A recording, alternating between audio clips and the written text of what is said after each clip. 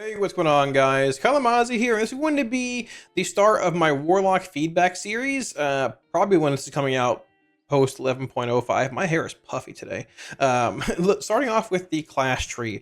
Now, this series I was planning on doing in one long video. It's too long. We're going to break it down into 4 videos, one on class tree, one demo, one destro, one AF.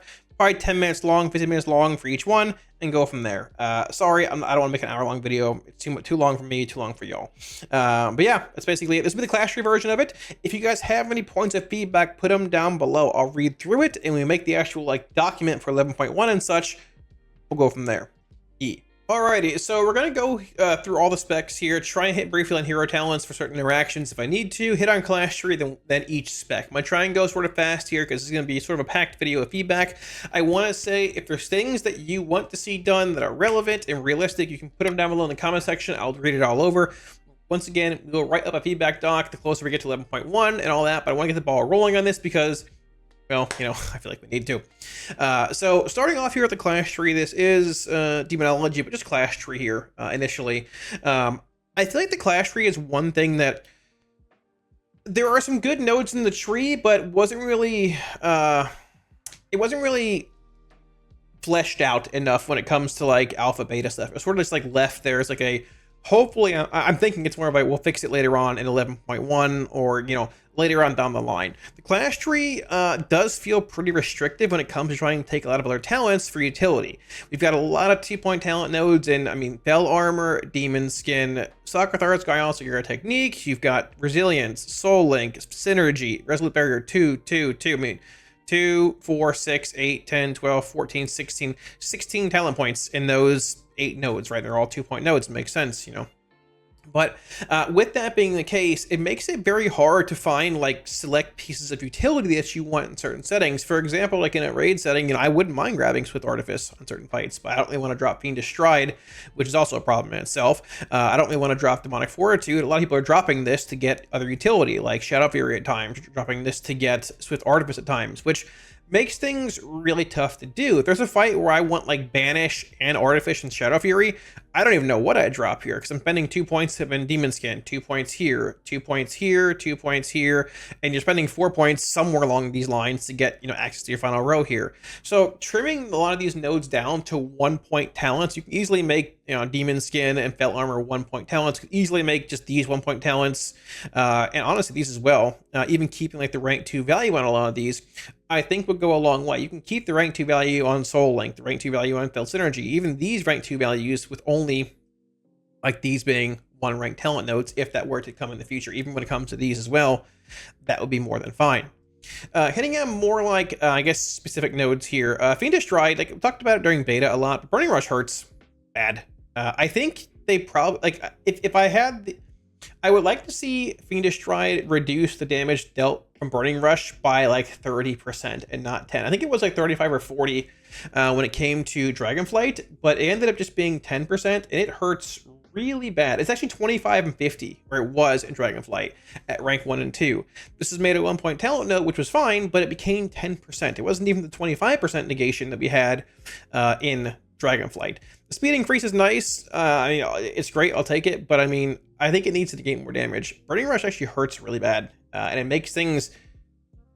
I don't want to drop this talent, but I feel the need to at times. And sometimes you just drop Burning Rush, completely drop this and this because you get so much utility in your tree on certain fights. But once again, that's a problem in itself. A lot of, 2-point talent nodes and things being, the case.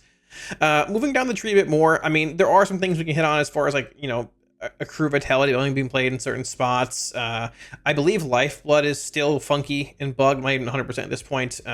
Abyss Walker not really seeing much play at all in any scenario, but the next node I want to hit on is Soul Conduit, and I think that Soul Conduit was nerfed, so it was 10% for, I think, Destro and AF. It was 5% for Demonology, because Demonology spends shards a lot faster, right? With Handy Gul'dans, and generates them a lot faster too. It was 10% for Destro and AF for, I believe, the later half of beta, but it was nerfed to 5% across the board when the Rain of Fire Destro single target thing was happening. And I don't think it needed to be. Soul Conduit just feels incredibly irrelevant as far as a capstone is concerned, almost like the level of the man in a cage and the eyeball less expansion. If you look at refunds from Soul Conduit over the course of a long fight for AF, it's just it's abysmal. It's not very good. I think 10% is fine for AF and Destro again. If not, honestly, I wouldn't even be against just getting rid of Soul Conduit and bringing back, some other kind of capstone here. I do think that, Pact of Gluttony is very cool. It's very strong. It's good. Even Soulburn, I mean, it could probably be up higher in the tree a little bit, but it's fine as a capstone. But like Soul Conduit in its current form just feels a bit awkward. And I don't know. If it stays at 5%, I think it's likely better just maybe get rid of it in place of something a little more impactful. Now, I think one important thing to hit on here when it comes to class tree, still staying in that general feedback section right now, is the fact that Warlock is not very mobile. I think there might have been a blue post that was put up during beta, and I could be wrong in this, that referenced Warlock being a bit less mobile than other casters, but having a different damage profile to where it was like okay or suitable. I could be wrong, I'm not sure. But especially looking at the case when it comes to Narrow Palace, there is an incredible amount of movement and mobility requirements in this raid, and with fight design becoming more and more just the way things are going. I mean, looking at Queen Andrake, looking at Silken Court, looking at even Nexus Princess and things, right? There's an incredible amount of requirement for mobility in these raids. Now, as far as like Warlock talents go, there is nothing for mobility. There's nothing at all.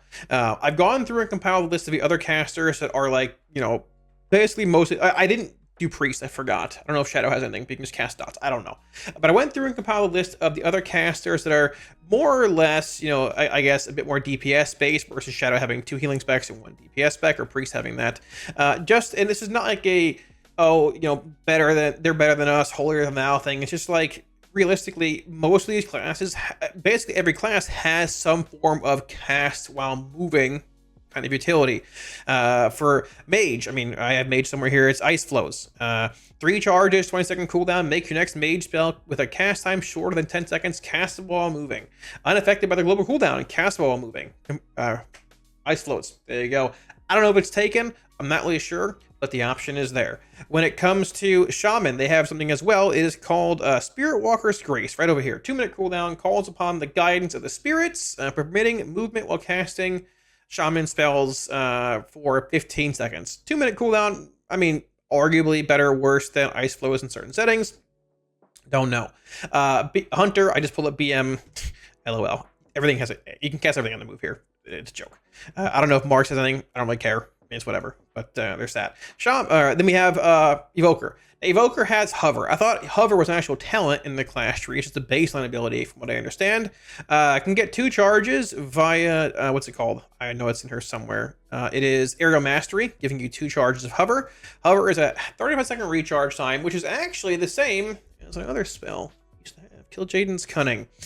Launch yourself in the air and gain movement speed. Whatever, it's fine. Allows Evoker spells to be cast while moving, so you can't cast some power spells, but you can still cast, a decent bit of your toolkit while moving.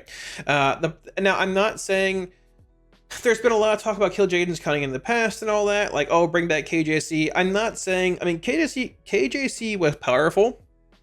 I feel if KJC was brought back in a form where it has a 35-second cooldown, like with an on use, sort of similar to Hover, sort of similar to, I mean, this is a longer cooldown being 2 minutes, but something along those lines. While you can cast it off the GCD, maybe have it reduce your movement speed, maybe only be able to cast Incinerate and or Drain Soul for, Affliction, and or Shadow Bolt / Demon Bolt for Demonology.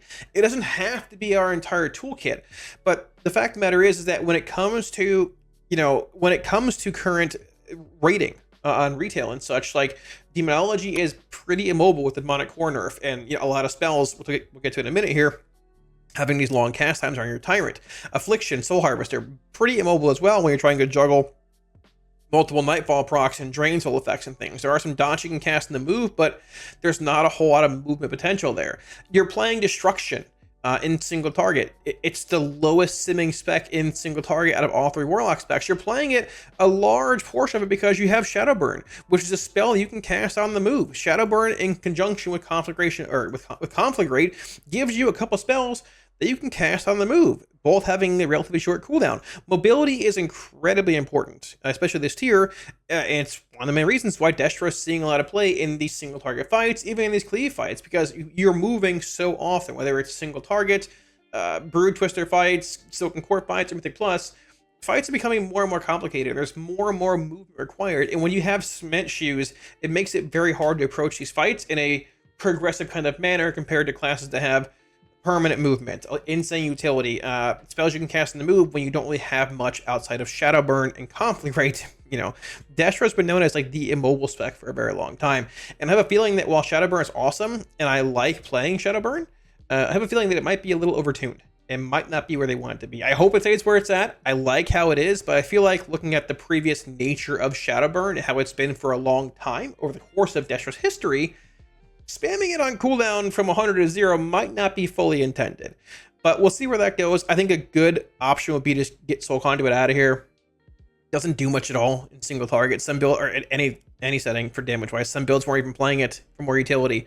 It's too unimpactful at 5%. If we can't put it at 10% or higher, I'd say get it out of here. If there's a world where you can bring back something similar to KJC, I'd say do it. Some kind of just mobility as a capstone. If you don't want to put it as like a baseline ability, put it as a capstone. And once again, our class tree is a little bloated with talents here. Put it as a capstone. Make it a worthwhile decision. But Lock feels very, very mobile. And the fact that our lowest simming spec in single target is being played in single target because of mobility, I think is an issue, and points to that being, a source of frustration for Warlocks, in War Within. So thanks for watching, guys. It'll be a fast outro, but I hopefully hit on things you guys think are issues with the class tree. It wasn't super long. Like I said, I broke it down like into class tree, 3 specs, 4 different videos coming out, but I wanted to hit on mobility a lot. I wanted to hit on the awkwardness of a lot of 2-point talent nodes in the class tree, the lack of like flexibility with different like things like Banish, the Soulstone res, all that kind of stuff, even like Soul Conduit being a bit weird and all that, and hopefully maybe get some changes heading into a future patch, and go from there. If you guys want any Week Wars add-ons or anything like that I use, Twitch, Discord, and the website links down below. You can get them all for free. Like always, a huge shout out to my patrons for supporting Patreon, y'all. Thank y'all a million times. Always, I greatly appreciate it. Without your support, I wouldn't be able to do this, and I really appreciate it. If you are looking at supporting, should be a link up here. It's posted down below in the description.